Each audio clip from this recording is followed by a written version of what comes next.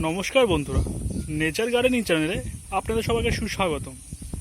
আজকে আমি নিয়ে চলে এসেছি আরও একটি পদ্মের ভিডিও নিয়ে। তো আপনারা সবাই কেমন আছেন? আশা করি সবাই ভালো আছেন। তো ভালো থাকার রহস্য নিয়ে আমি আরও একটি পদ্ম নিয়ে চলে আসলাম, যেটা আপনাদের মন খুশি অবশ্যই করবে। আপনাদের সামনে দেখতে পাচ্ছেন কালচে লাল রঙের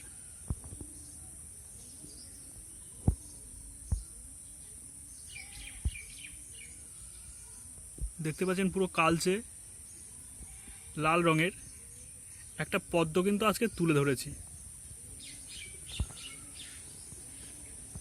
অবশ্যই এটি ট্রপিক্যাল ভ্যারাইটির পদ্ম।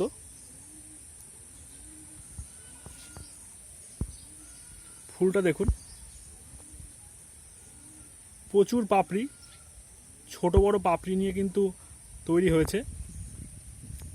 মাঝখানে হলুদ শীটপট, মাঝখানে অতীব সুন্দর, তার চারিপাশ দিয়ে হলুদের একটা আভা, যেই পরাগের স্টিকগুলো আছে, অসাধারণ দেখতে একটা ট্রপিক্যাল ভ্যারাইটির পদ্ম হচ্ছে এই নানালিন। নানালিন পদ্ম খুবই ভালো প্রজাতির একটা পদ্ম, যেটি কিন্তু আপনি খুব সহজে আপনার বাড়িতে কিন্তু করতে পারেন। যারা একটু লাল কালার পছন্দ করেন তাদের জন্য কিন্তু খুবই জনপ্রিয় একটা পদ্ম ফুল হচ্ছে নানালিন। আমি আরও একবার আপনাদেরকে কুড়ির ডার্কনেসটা দেখাবো। দেখতে পাচ্ছেন পুরো কালচে, কিন্তু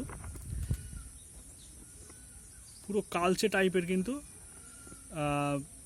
কুড়ির যে আউটার সাইডটা দেখতে পাচ্ছি, যে আউটার সাইডে যে প্যাটেলগুলো পুরো কালচে কিন্তু।